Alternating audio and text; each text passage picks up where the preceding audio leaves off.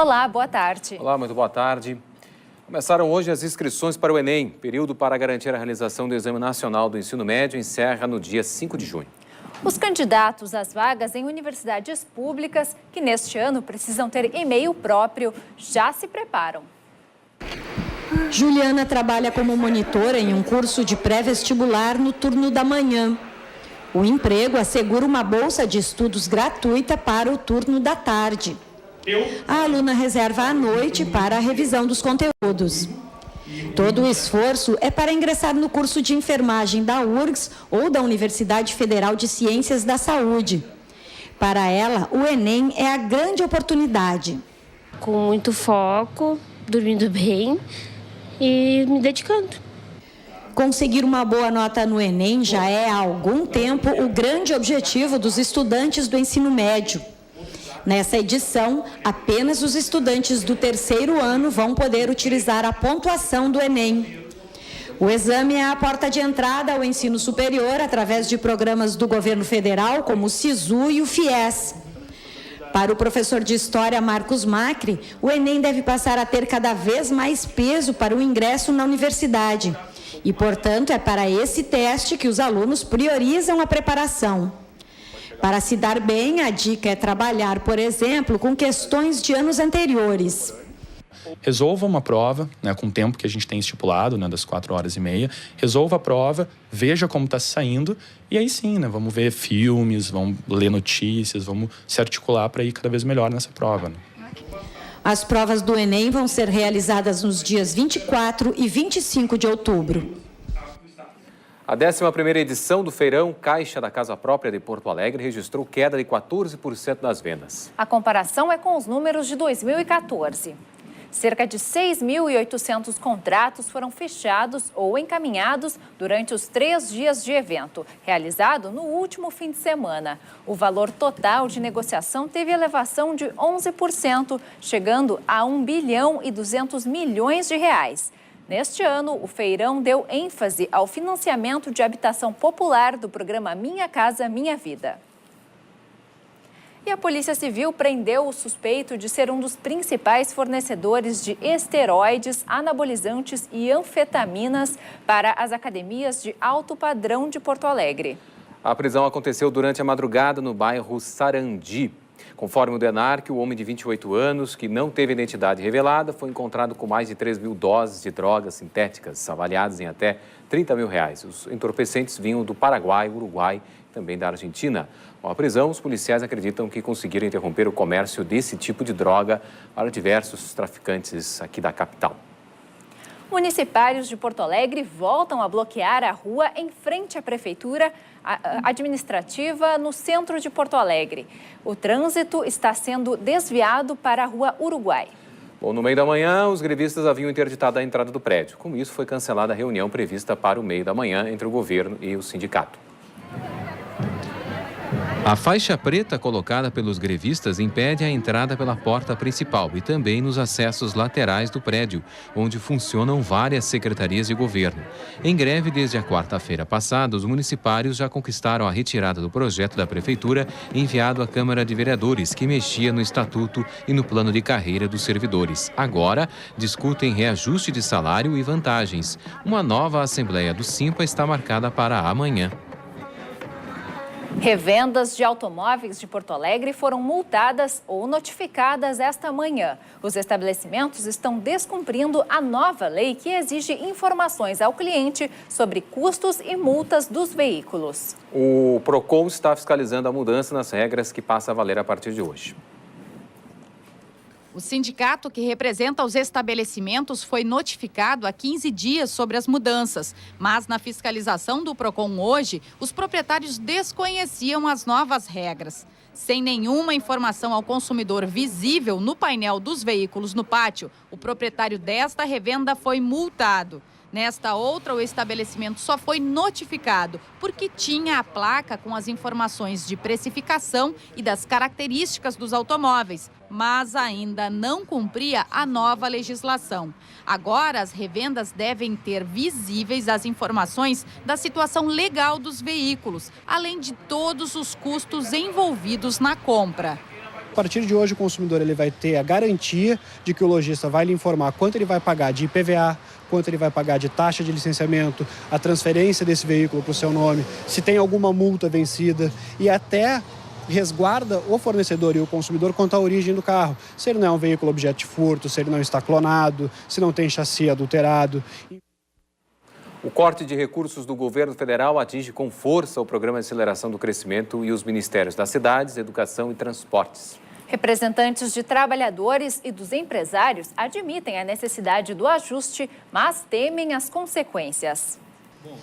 O contingenciamento faz parte do pacote de equilíbrio fiscal proposto pelo governo federal e também contempla mudanças em temas sensíveis como seguro-desemprego, abono e pensão por morte. Apesar da abrangência dos cortes, o ministro Nelson Barbosa garantiu que os programas sociais e a maioria dos investimentos em infraestrutura não serão prejudicados. Está previsto cerca de 40 bilhões de reais para o PAC esse ano. E aí eu queria enfatizar, 40 bilhões de reais é uma redução em relação ao que estava previsto inicialmente, mas ainda assim é um volume expressivo de recursos. 40 bilhões de reais no PAC permite dar andamento ao projeto Minha Casa Minha Vida, a cerca de 1.600.000 casas já contratadas em construção. Isso permite executar essas obras, concluído mais rapidamente, que já tem mais de 70% de projeto concluído. Continuar com as obras que já estão em andamento e lançar a fase 3 do Minha Casa Minha Vida no segundo semestre. A necessidade do ajuste orçamentário é uma unanimidade entre empresários e trabalhadores gaúchos. Mas os possíveis impactos dos cortes levam ao temor da perda de empregos. O grande problema que pode causar para a classe trabalhadora é demissão, desemprego em massa. Achamos que o governo está equivocado ao promover o ajuste fiscal só em cima da classe trabalhadora. Já as medidas que o Palácio do Planalto adotou para compensar a perda de receita, como o aumento da alíquota da contribuição social sobre o lucro líquido, além de outros aumentos de tributação que estão em estudo, causam apreensão no setor produtivo. Bom, a agricultura ela vai ser afetada de duas formas. A primeira delas é a elevação dos juros. Agora, no início de junho, a gente vai ter a divulgação do novo plano safra, que a gente deve ter um aumento aí de 2 dígitos nos juros, ou seja, sair de um crescimento de 6,5% para algo em torno de 8,5%, quer dizer, uma variação enorme em termos percentuais, o que vai encarecer muito o custo de financiamento das safras, e nós vamos também ter elevação de impostos, como por exemplo o IOF. Bom, então, como a gente viu na matéria aí, na última sexta-feira o governo federal anunciou então esse corte de quase 70 bilhões de reais no Orçamento Geral da União. Um dos objetivos do governo é atingir a meta do superávit primário de em torno de 1,2% do PIB. E a gente vai continuar falando sobre esse assunto com o professor de Economia da URGS, economista Luiz Augusto Farias. Boa tarde, professor. Boa tarde. Tudo bem? Bom, professor, a gente viu um pouco da matéria aí, de alguns setores que podem sofrer em consequência desses cortes. Quais são os setores realmente que a gente pode ver que vão sofrer na economia no país assim, com esses cortes? Olha, principalmente é o mercado de trabalho, que já está desaquecido, né? Nós temos o emprego piorando e a remuneração, os salários de quem está trabalhando também não acompanhando a desvalorização da inflação, então os salários estão caindo. Então também. A preocorrência do dirigente da CUT é real. É real, sim. Pode claro acontecer que sim. Exatamente. Uma perda de emprego. E mais ainda, eu acho que assim, nós estamos conjugando vários movimentos recessivos na economia brasileira. Tem esse corte do governo, o desemprego já está aumentando, quer dizer, antes do corte fazer efeito, nós já temos o desemprego crescendo e os salários caindo. Além disso, tem uma série de outras medidas, como restrição ao crédito, né? O colega ali ligado à Farsul fez referência ao crédito rural, mas crédito de uma maneira geral. A outra matéria falou do Minha Casa Minha Vida, que desaqueceu também, enfim, o crédito para construção tem uma redução caiu, de mais de 14, o crédito da Caixa Econômica Federal caiu, o crédito do BNDES também foi reduzido. Nós temos, né, um desaquecimento da indústria que já vinha acontecendo, que deve aumentar esse ano. Nós temos uma queda do investimento que já vinha acontecendo no ano passado, que deve aumentar esse ano. Então, está tudo isso se combinando, talvez a dose que o governo está dando seja excessiva. Então, esse corte era necessário? Caia para uma... Ele era necessário do ponto de vista do equilíbrio das contas públicas, que é um pouco assim uma espécie de tabu político e econômico no mundo inteiro hoje, né? E, na verdade, assim, um equilíbrio das contas públicas, ele leva sempre a um aumento da recessão.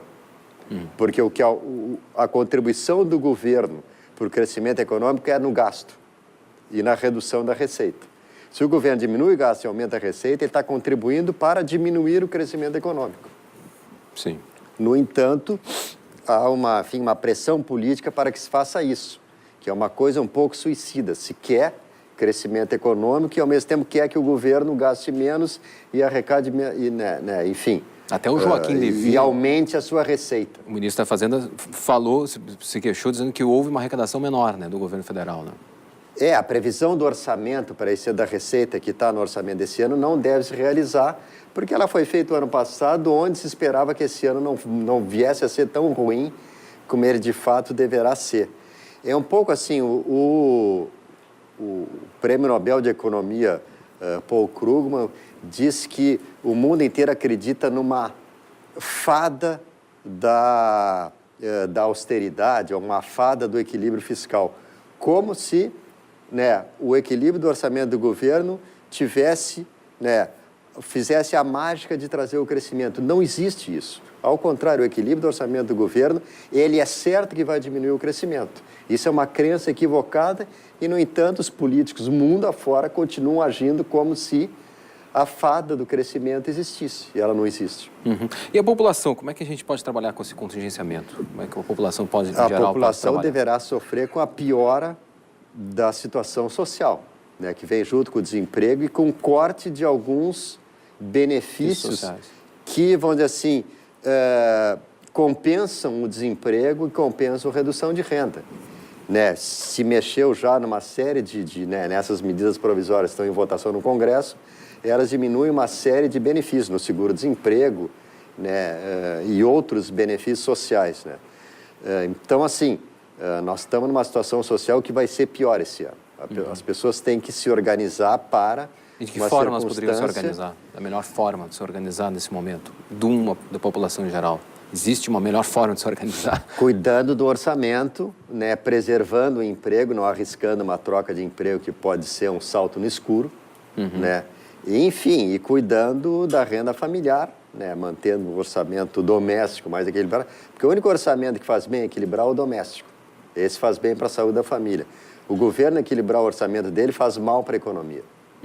Então, mas, por exemplo, a questão de investimentos. Por exemplo, no caso do investimento de uma pessoa que gostaria de adquirir um imóvel próprio hoje, não seria uma tarefa muito fácil, não seria um momento certo de se realizar? Se ela quiser fazer isso com o financiamento, não. Mas se ela tiver disponibilidade, até é bom esperar um pouquinho, porque o preço de imóveis vai cair, porque está diminuindo a demanda. Eu digo nesse caso, pelo fato de, talvez no futuro, se a pessoa tivesse interesse, Sim, mas ela não...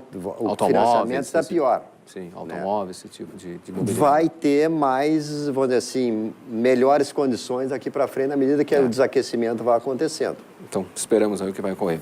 Conversamos com o professor de Economia na URGS, economista Luiz Augusto Farias. Professor, muito obrigado pela gentileza, hein? Uma boa tarde pela presença. Boa tarde. Obrigado.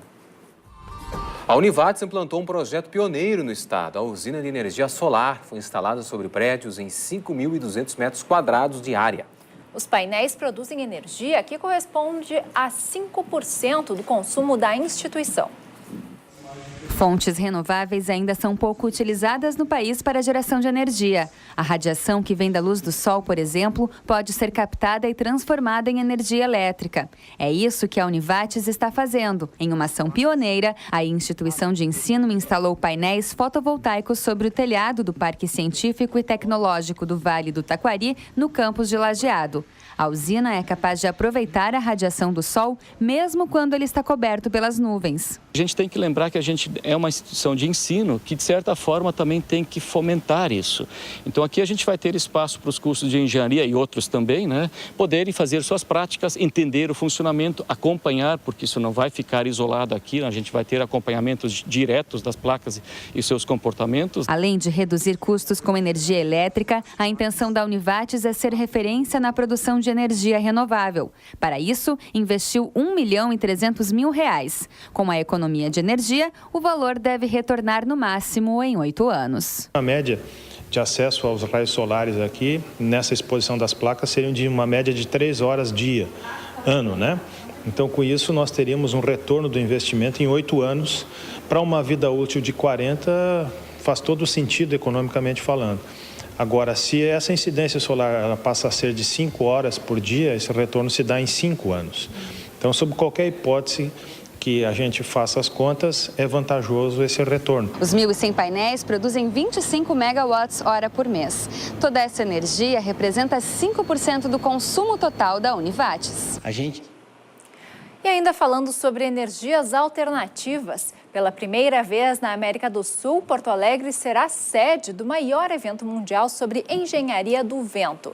De 21 a 26 de junho, acontece a 14ª edição do Congresso Internacional de Engenharia do Vento. Vamos saber mais sobre o assunto com o presidente do comitê organizador do evento, Assir Mércio Louredo de Souza. Boa tarde, tudo bom? Boa tarde, tudo bem? Obrigado. Quais os objetivos do Congresso? O Congresso visa discutir e trazer a Porto Alegre o que há de melhor no mundo em termos de engenharia do vento. Me permite a definição de engenharia do vento como um sentido mais amplo. Engenharia do vento, é a área de estudos que trata da interação entre o vento, o ser humano e o seu ambiente. Então, não somente a energia eólica, que é a primeira que vem à mente de todos nós, a geração de energia, mas também, principalmente, a ação do vento como carregamento, a força que o vento faz em estruturas, em edificações em geral, para que não ocorram acidentes. A meteorologia, a dispersão de poluentes, a ação do vento em veículos, tudo que diz respeito à interação entre o vento, o que o ser humano faz, e o seu ambiente, este congresso vai abordar. E vai abordar de uma maneira muito, desde o ponto de vista técnico, profundamente técnico, até as aplicações práticas mais corriqueiras. Nós brincamos que ele é a Copa do Mundo da Engenharia do Vento. Né? Ele acontece de 4 em 4 anos, ele é rotatório entre os continentes e é escolhido, então, um determinado país que tenha uma tradição, uma história nos seus profissionais que possa sediar e permitir receber, né, esses profissionais do mundo inteiro.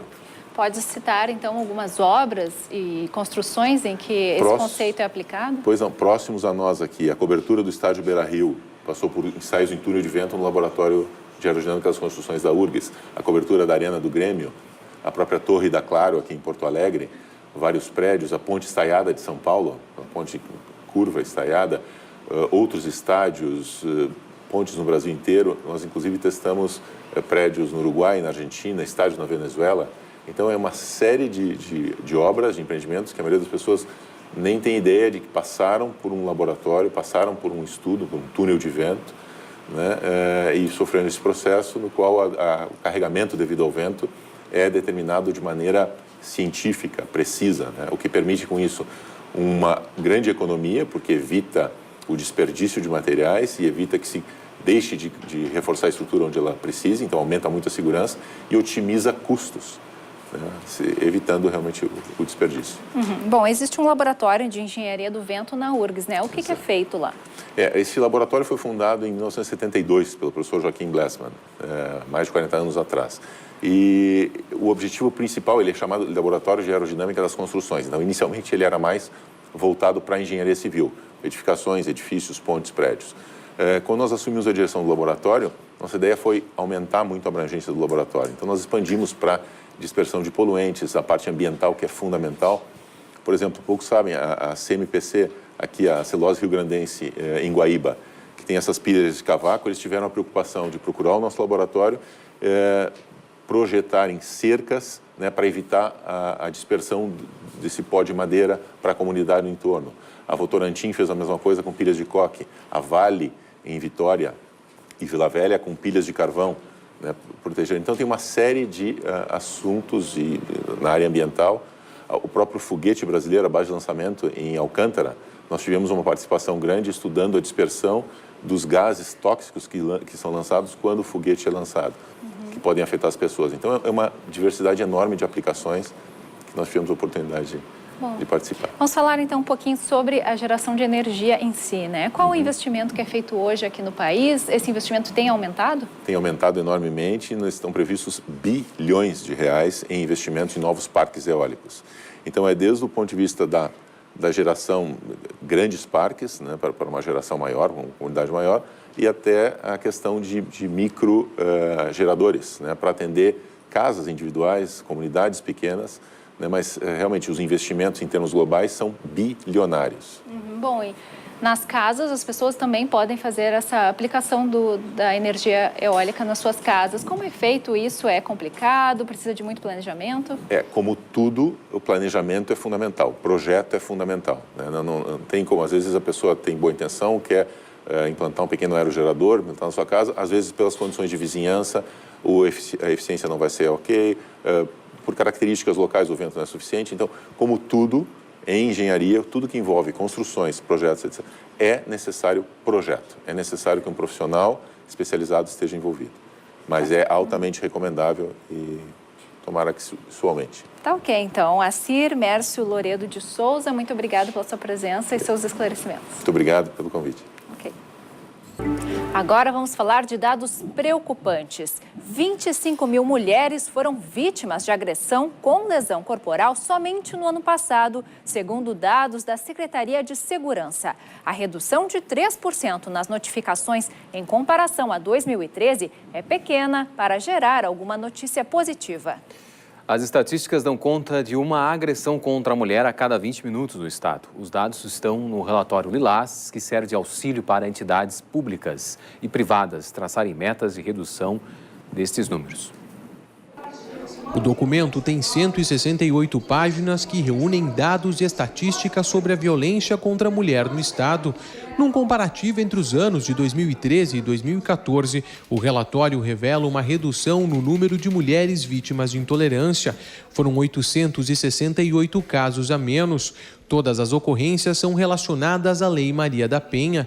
Segundo o representante da Frente Parlamentar dos Homens pelo Fim da Violência contra a Mulher, o machismo é o principal causador do problema. Em 3 anos, 268 mulheres foram assassinadas. A grande maioria delas dentro de casa, onde a mulher deveria estar protegida. Também nos últimos 3 anos, quase 7 mil gaúchas foram atendidas no estado vítimas de violência doméstica e familiar. Para combater esses números, o ministro da Secretaria de Direitos Humanos da Presidência da República defende um trabalho conjunto em favor das mulheres. Estabelecer políticas públicas, canais de denúncia, dar visibilidade ao tema é extremamente importante para que a gente possa combater essa cultura do machismo que acha que os homens são donos das mulheres. Outro dado preocupante revelado pelo relatório é que quase 70% dos feminicídios são praticados por homens com relação próxima à vítima. Geralmente são maridos, companheiros ou ex. O documento também mostra que mais da metade das mulheres mortas possuíam filhos com seus agressores. Crianças que, em sua maioria, presenciaram esses crimes. O principal desafio é implantar a lei do feminicídio. Crime hediondo, e agora nós fizemos uma oficina para adaptar o protocolo do feminicídio da ONU Mulheres no Brasil, que servirá para toda a América Latina e América do Sul, para treinar os operadores de direito, para lidar com as mortes de mulheres pelo fato de serem mulheres. Embora alguns números assustem, outros servem de alento. De 2012 a 2014, por exemplo, o número de estupros de mulheres e meninas reduziu 19%. Bom, a gente vai continuar falando sobre a questão familiar, só que agora sobre uma questão sobre outro viés. Um estudo apresentado pelo Instituto Brasileiro de Geografia e Estatística, o IBGE, no ano passado, mostrou que o perfil da família brasileira continua evoluindo no ritmo dos novos tempos. As relações familiares estão sendo reinventadas a partir de exemplos mostrados a todo instante aí pela mídia e pela própria sociedade na busca de uma felicidade no seio familiar. Advogada, especialista em direito homoafetivo, Maria Berenice Dias. Como é que a gente pode definir a família moderna? Boa tarde. Eu acho assim, esta nova formatação da família, que se chama essas novas famílias, no fundo elas sempre existiram, né? As pessoas buscam a sua felicidade do jeito que for. Então, aquele modelo convencional, homem, mulher, casamento, filhos, era o único modelo legal. Mas isso não quer dizer que era o único modelo que existia na sociedade. Mas era o único que estava protegido, que tinha uma legislação e uma enorme tendência a impor que as pessoas ficassem dentro desses núcleos familiares constituídos como se fosse assim, o modelo ideal. E eu não sei se isso não tem muito a ver com os números de violência que nós acabamos de ver. Justamente. Tem Ou seja, assim, a tendência de que não, tem que ficar dentro, tem que suportar. Tinham ditados horríveis que diziam assim, fui com ele, pior sem ele. Essa era a felicidade, né, que deveria ser alcançada. O único modelo, espaço de felicidade sempre foi esse, né? O homem, a mulher, o casamento, esse sonho do casamento, enfim. E isso gera, de vez em quando, sabe, esse engessamento. O que houve? Houve uma mudança um pouco de cultura, onde o sair de relações, entrar em novos relacionamentos, não sofre mais essa pecha da sociedade, essa exclusão. Antes, mulher desquitada, nossa, sabe, tinha toda uma resistência. Então, e a justiça foi atrás, acabou enxergando as relações e levou a própria Constituição Federal já a reconhecer como família, não só do casamento, mas também a união estável sem casamento, um dos filhos com um dos pais com seus filhos, e também foi pela evolução da justiça que começou a reconhecer a família formada por pessoas do mesmo sexo. Acho que esse foi um passo importante deste século, né, de que isso é possível, ser família, ser reconhecida e ter todos os direitos enquanto família, acesso ao casamento, enfim. Mas essa foi uma conquista da sociedade perante o poder judiciário. O que nós não temos ainda é perante o nosso legislador, e isso é que é preocupante. Nós precisaríamos de uma legislação reconhecendo esses direitos a essas estruturas familiares. Justamente essa questão, a palavra família, ela aqui no Brasil, a gente vai falar um pouco do nosso lado aqui. O Brasil, ela é uma questão de discussões, tem grupos religiosos, pessoas, elas demonstram um pouco de resistência, um pouco de preconceito. Isso pode prejudicar um pouco essa relação homoafetiva, de ter uma vida normal como relação homoafetiva? Isso ainda pode ocasionar? Com certeza. Então, assim, tem gente que diz que família é um só modelo, e hoje em dia se fala em famílias, família no plural, porque existem várias formatações que merecem ser reconhecidas. Até esse novo nome, até foi eu que acabei criando, né? Família homoafetiva. O que marca uma família? É o vínculo da afetividade. Sim. Então, esse vínculo de afetividade que leva à busca da felicidade, que é o sonho de todo mundo, ela não é só da ordem da sexualidade ou da heterossexualidade, é da ordem da afetividade. As relações familiares, elas são muito mais afetivas que da ordem sexual. Sim. Tanto que família de um dos pais com seus filhos até nem pode ter nenhum vínculo de natureza sexual e é uma família. Então, assim, se descolou essa ideia, né, de sexo com família, mas mais com família com responsabilidade, com ética, com uma estrutura de convívio e de respeito, independentemente do seu formato. Bom, na Câmara dos Deputados, o presidente da Casa, Eduardo Cunha, criou aí uma nova comissão para acelerar aí os trâmites do Estatuto da Família. Horrível, nossa! Justamente. Bom, nós tivemos um exemplo agora no final de semana, a Irlanda aprovando o casamento gay, né? Não, e depois, pela primeira vez no mundo, por plebiscito. Primeira vez num país do mundo, isso mesmo. Porque assim, o que nós temos agora? Nós temos 20 países... Um país extremamente católico, né? Pois é. Tem mais isso. 20 países no mundo que admitem um casamento homossexual, 18 países por lei. Agora, a Irlanda, por plebiscito, e o Brasil é o único país do mundo que essa autorização do casamento, e que os homossexuais podem casar, não está na lei, mas podem, existe... uma analogia, né? Existe assim, uma resolução do Conselho Nacional de Justiça proibindo que se negue acesso ao casamento. Então, os homossexuais podem casar, podem viver união estável, ter direito à adoção, o uso dessas técnicas de reprodução assistida também. Agora... acho que o caminho sinaliza nesse sentido. Só que este projeto, o projeto do Estatuto da Família, ele diz que família é exclusivamente um homem, uma mulher, com seus filhos, e cria assustadoramente um tal de conselhos de família. E acesso a qualquer tipo de direito, até o Sistema Único de Saúde do SUS, só é através do conselho e só as famílias que poderiam, então, ter acesso. Então, olha, é um retrocesso injustificável, acho que inconstitucional, porque a Constituição não estabelece a diferença, né, das famílias, foi isso que permitiu o reconhecimento pelo próprio Poder Judiciário, mas, de qualquer maneira, isso será um retrocesso muito grande. Seria importante, por exemplo, nós tentarmos seguir o exemplo da Irlanda? É importante, mas é que eu acho assim, é difícil a gente chegar a esse ponto no Brasil? Não, acho desnecessário. Em primeiro lugar, quem faz lei é o legislador. Não precisa, assim, o legislador devolver para o povo escolher. O que nós temos é um legislador extremamente conservador, com uma influência muito severa desses movimentos fundamentalistas religiosos, e que não estão atendendo a sua função, que é fazer leis para os segmentos minoritários. É que, assim, existe uma parcela menor de homossexuais na sociedade do que de heterossexuais. E depois, assim, todo este movimento é contrário à aprovação. Eu não tenho dúvida nenhuma de que fosse feito um plebiscito no Brasil, a resposta seria negativa. É mesmo? Não. Há indícios muito por essas influências das igrejas, e eu não vejo a necessidade disso. Nós temos que ter a responsabilidade do legislador e de fazer. Inclusive, se tramita, desde 2007, agora está no Senado Federal, o Estatuto das Famílias, que é a busca do reconhecimento de todas as estruturas de família, com maior responsabilidade. E vinha agora esse Estatuto da Família meio que para tentando confundir as pessoas, achando que é a mesma coisa. Não é. Justamente, bota bem a diferença desses dois. É que, acho que é interessante colocar. O Estatuto da Família, esse que querem até dar uma tramitação acelerada, família é um homem e uma mulher, com seus filhos.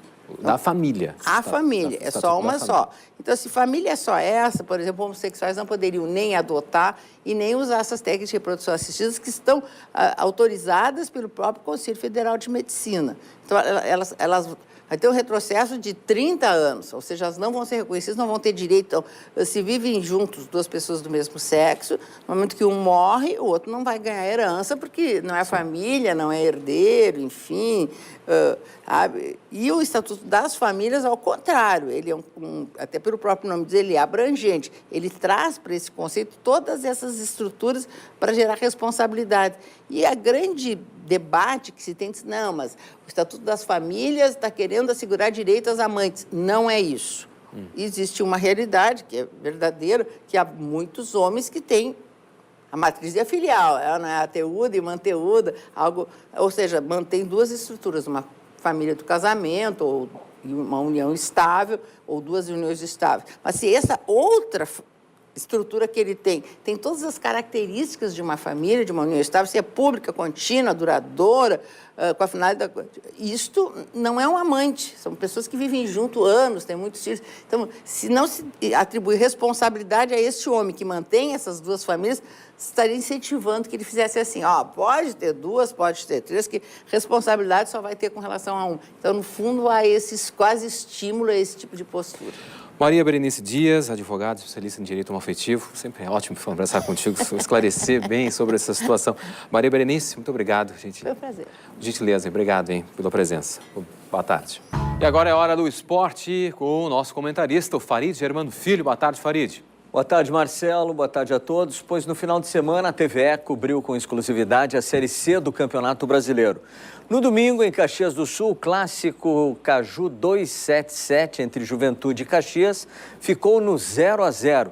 Os dois times chegaram ao segundo empate no Grupo B e seguem sem vencer. Portuguesa e Brasil de Pelotas empataram em 1-1 no Pacaembu. Guilherme, aos 3 minutos, abriu o placar para a Lusa. Portuguesa 1-0, mas o Brasil, mostrando força e disposição, não se entregou. Charo de falta bem batida, passou à esquerda do goleiro Felipe, levando medo para o gol da Portuguesa. Diogo Oliveira também teve oportunidade de empatar o placar. Nena chuta e o goleiro Felipe defende. Era o Brasil buscando o empate em São Paulo, no Pacaembu. E no final do primeiro tempo, Alex Amato ainda teve a oportunidade de igualar o placar. O primeiro tempo terminou Portuguesa 1, Brasil de Pelotas 0. Na segunda etapa, aos 15 minutos, Charo, um dos destaques da equipe do Brasil, passou por Francisco e soltou o canudo. Golaço do Brasil de Pelotas. O empate aos 15 minutos do segundo tempo. E o Brasil ainda pressionou. Leandrão, olha o gol que perde o Leandrão, meu Deus, olha o gol. O chute do Leandrão e a bola passa rente à linha, quase o segundo gol do Brasil. Placar final, Portuguesa 1, Brasil de Pelotas 1, no Pacaembu. Pois é, os gaúchos ainda não ganharam na Série C, só empate por enquanto, é empatite dos gaúchos. E hoje a nossa entrevista é com André Costa, coordenador do Dia do Desafio em Porto Alegre, que ocorre nesta quarta-feira. Tudo bem, André? Boa tarde, prazer em tê-lo aqui no nosso canal aberto. Tudo bem, Farid? Boa tarde, obrigado pela oportunidade. Mais uma vez o SESC presente na vida dos gaúchos no Dia do Desafio. Deixa eu só contar um pouquinho da história para saber como surgiu o Dia do Desafio. Foi em 1983, durante o rigoroso inverno canadense, o prefeito de uma pequena cidade pede a colaboração dos moradores para que saíssem de casa, apagassem as luzes e caminhassem por 15 minutos ao redor da quadra mais perto. Era um convite, na verdade, para exercitar o corpo e também de economia para a energia. Pois no ano seguinte, a ideia foi compartilhada com uma cidade vizinha e ambas fizeram a caminhada juntas. Estava assim lançado o Dia do Desafio. O Dia do Desafio é adotado por 24 países americanos. No Brasil, este programa começou em 1994. Todo ano, na última quarta-feira de maio, as cidades convidam seus moradores a se engajarem neste desafio de superação. André, como é que está preparada Porto Alegre para quarta-feira depois de amanhã? Estamos mobilizando, né, a nossa cidade toda. É mais um evento realizado pelo Sistema Ferrocomércio SESC RS, em parceria com as prefeituras. E pelo segundo ano consecutivo, 100% de adesão aos municípios, né? 100%? 100%. O nosso estado vai estar completamente engajado nesse Dia do Desafio, seja ele com sol ou com chuva.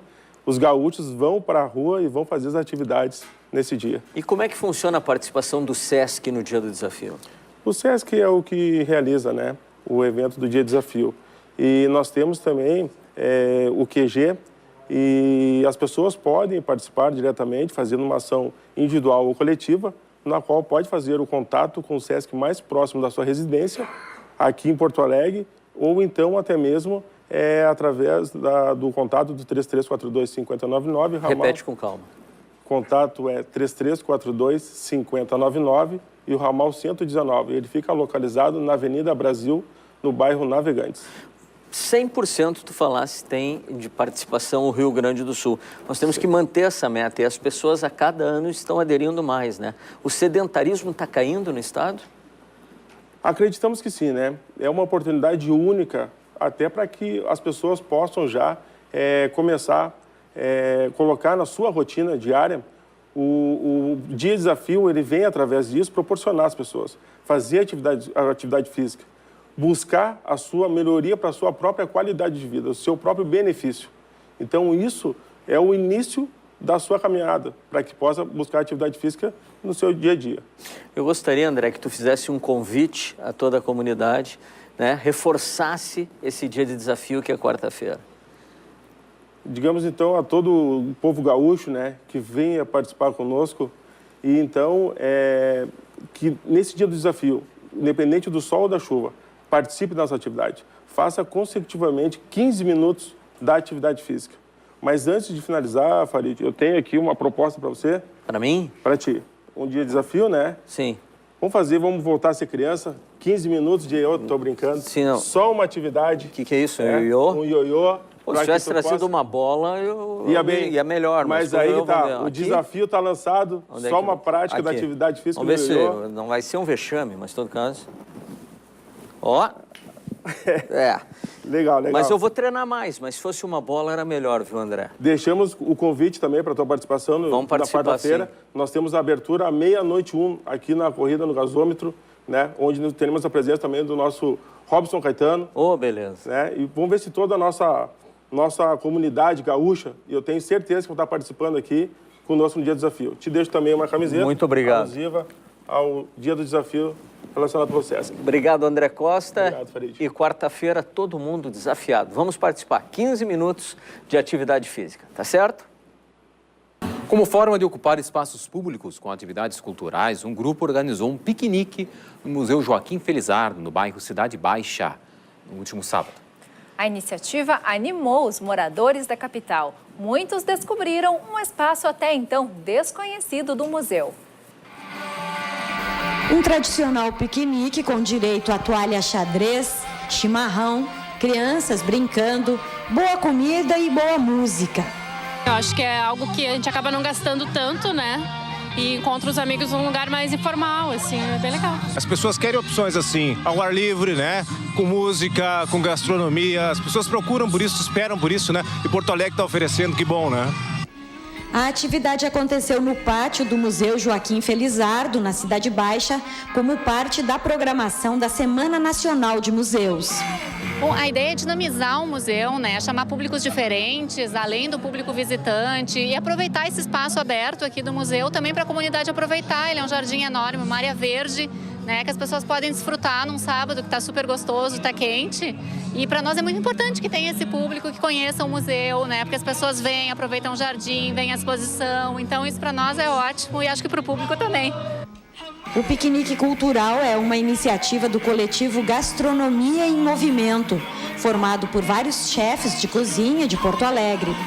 A ideia é ocupar espaços públicos com gastronomia, música e teatro. Trabalho em parceria aqui com o Museu, né, de Porto Alegre nesse sentido, né, trazer as pessoas para dentro desses espaços maravilhosos que nós temos aqui no pátio, aqui na Cidade Baixa, aqui no Museu de Porto Alegre, porque as pessoas possam estar usufruindo do que é público, né? Além de diversão, o piquenique tem espaço para solidariedade. Os participantes doaram alimentos não perecíveis que serão entregues à Casa da Legião Espírita, uma instituição que serve refeições para moradores de rua. Com esse material, que são gêneros alimentícios, a gente vai empregar na sopa para os moradores de rua. O coletivo Gastronomia em Movimento está em tratativas com a direção do museu para que seja realizado um piquenique por mês no local. Um tapete de serragem colorida está exposto no mercado público da capital desde o último sábado. O artefato é um presente da Prefeitura de Flores da Cunha e faz alusão à comemoração dos 140 anos da imigração italiana no Brasil. O tapete foi produzido pelo artista plástico Luiz Henrique Lima e chamou a atenção de quem caminhou pelo mercado público neste final de semana. Tá muito lindo, muito bacana o trabalho do pessoal aí. Eu achei lindo essa versão em 3 dimensões, com muita alegria, muito dinamismo, achei muito legal. Produzido com cerca de 70 quilos de serragem, a obra mostra um navio com imigrantes, lembrando a colonização italiana no interior do estado. A iniciativa é uma forma de atrair visitantes e turistas para as festividades de Corpus Christi em Flores da Cunha, onde o tapete foi produzido. Ele fica exposto no mercado público até a data do feriado, 4 de junho. Os livros de colorir já são os líderes de vendas nas livrarias da capital. O despertar de talentos artísticos e o relaxamento são algumas das sensações escritas por quem aderiu a esta nova onda. Uma experiência, assim, porque... A psicóloga Arlete Xavier adotou o hábito de colorir há cerca de 3 anos, quando a atividade ainda não era muito difundida. De lá para cá, foram várias horas de diversão e muitos livros coloridos. Ela afirma que não há comprovação científica, mas a prática mostra que colorir os desenhos tem sim um efeito relaxante. Qualquer atividade que tu te desligue das outras coisas do teu dia a dia, que tu consegue te envolver com ela vai te relaxar, né? De alguma maneira, tu vai ficar mais tranquila. E se tu começar a usar isso como um exercício mais ou menos diário, se isso te interessar, então acho que aí tu tem possibilidades de estar mais relaxada no teu dia a dia, né? Nessa livraria, os livros de colorir lideram as vendas. A procura pelos livros tem aumentado nos últimos 2 meses. Rapidamente, várias publicações surgiram. Atualmente, são mais de 30 títulos e várias revistas. Eles suprem uma carência artística da população, né? Muitas vezes as pessoas acreditam que extravasar o seu talento artístico está necessariamente relacionado com saber desenhar. E daí isso supra essa carência, porque já vem desenhado por um artista plástico, né? E daí a pessoa só colore, e daí que é muito mais acessível para grande parte da população, né? Mesmo sem um público específico, as vendas mostram que mulheres adultas são as grandes consumidoras. Eu acho que a gente pintava quando era criança, né? E essa onda agora que chegou para a gente resgatar um pouquinho da infância da gente. O preço dos livros para colorir varia entre R$10 e R$50. Como a gente pôde ver, esse novo passatempo mistura terapia com artes. E tem alguém aqui do Canal Aberto que é adepta dessa nova tendência. Lena, comentaram por aqui que você gosta muito desses livros, é verdade? Você acha que essa nova moda veio para ficar? Lívia, boa tarde, Marcelo, boa tarde, telespectadores e ouvintes aqui da nossa rádio FM Cultura. Na verdade, a gente vê que hoje já são vários os livros desse estilo nas livrarias, como a gente viu aí nessa bela reportagem. Mas, na verdade, essa mania, ela inicia com uma artista britânica que faz um trabalho muito bacana, que são esses livros que vocês estão vendo aqui, que é O Jardim Secreto e A Floresta Encantada. O nome dela é Joanna Brassford e ela se inspira na livraria, ou melhor, na biblioteca dos avós dela, que eram jardineiros na Escócia. E é exatamente sobre isso que eu quero falar, como esses livros de colorir para adultos, eles podem trabalhar a nossa inspiração no dia a dia. Mas, na verdade, a Joanna Brassford, ela não foi a pioneira nesse tipo de arte. Na verdade, o primeiro a produzir um livro de colorir para crianças de todas as idades, como ele mesmo disse, foi o grande gênio da pop art, o Andy Warhol, e isso lá no final dos anos 50 do século passado. Olha só, ele foi um gênio. E por quê? Ele não foi só inovador ao desenhar um livro para colorir para crianças de todas as idades. Ele veio numa época em que os artistas eram muito afastados do povo, muito afastados das ruas. Eles trabalhavam dentro de uma escola chamada expressionismo abstrato, onde era exigido não figurativo. Então, eles só trabalhavam com manchas e com coisas assim, porque eles queriam trazer para fora tudo aquilo que estava nas profundezas do inconsciente. O Andy Warhol, ele vem na contramão disso. Ele, pelo contrário, ele traz exatamente a inspiração dos objetos nossos do dia a dia. Então, ele usa como tema garrafas de refrigerante, caixas de sabão em pó, latas de sopa e fotos de celebridades, tudo aquilo que é relativo à sociedade de consumo. E assim ele desmistifica a arte e ele traz a arte para a linguagem assim do supermercado, da escola, do hospital, da creche, enfim. Ele traz a arte para a linguagem das ruas. E isso ele faz também nesse livro de colorir, onde ele apresenta 12 desenhos em preto e branco, que é para a gente desenhar, para a gente colorir, fazer como quiser. E esses desenhos dele são desenhos muito simples, muito básicos e que remetem assim realmente ao imaginário da infância. Então são animais mitológicos, são desenhos simples, enfim, sóis divertidos, anjos que a gente pode aproveitar e trazer para fora a nossa própria criatividade. E assim eu proponho para vocês que, usando esses livros como veículo, vocês também possam criar os próprios desenhos. Vocês vão ver como é divertido. E não vem com essa ideia de que não sabem desenhar. Todos temos traço, desenho é linguagem, é só desenvolver. Então essa é a minha dica de hoje. Que legal, Lena, bacana. Nem eu sabia que o Andy Warhol já fazia livros para colorir, muito interessante mesmo. Bom, a gente volta a se falar então na próxima segunda-feira. Uma boa tarde, até lá.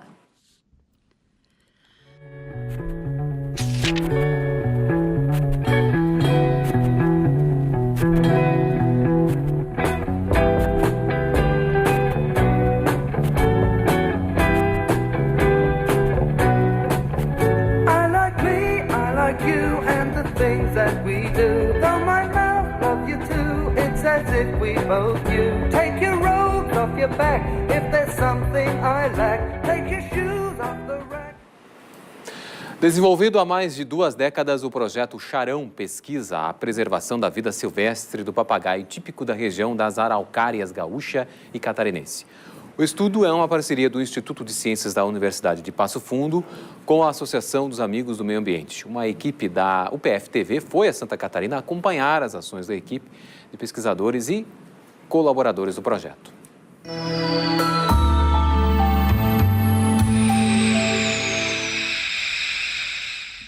É nas araucárias, árvore típica do sul do Brasil, que o papagaio charão encontra o seu alimento, o pinhão. Considerado um dos menores papagaios brasileiros, ele resiste ao tempo, aos predadores naturais e não tão naturais assim, como o ser humano, que devasta as áreas onde existem as araucárias. É comum escutar a falta de água, é comum escutar a falta das florestas, então fica aquela coisa, né, do pessoal acreditar agora, perceber que realmente a natureza está pedindo socorro e de que maneira a gente pode contribuir para isso, né, para que isso se mantenha assim para as gerações futuras, né? Até os anos 80, o charão limitava-se ao Rio Grande do Sul, mas hoje, por causa da ação do homem, precisa voar para o estado vizinho. No mundo, estima-se que existam pouco menos de 20 mil papagaios. De março a julho, a espécie dedica-se à alimentação, pois nos demais meses do ano ocorre a reprodução. Nesse processo, uma cena chama a atenção e inspira quem tem o privilégio de presenciar. O Canal Aberto volta amanhã com novas informações. Nesta terça-feira, você vai ver uma entrevista sobre empreendedorismo criativo e outra sobre reconstrução de mamas para as mulheres que enfrentam o câncer. Encerramos com uma homenagem à atriz e diretora de vários espetáculos do Teatro Gaúcho, Lúcia Bendatti, que morreu neste final de semana aos 47 anos em Porto Alegre. Uma boa tarde. Até amanhã.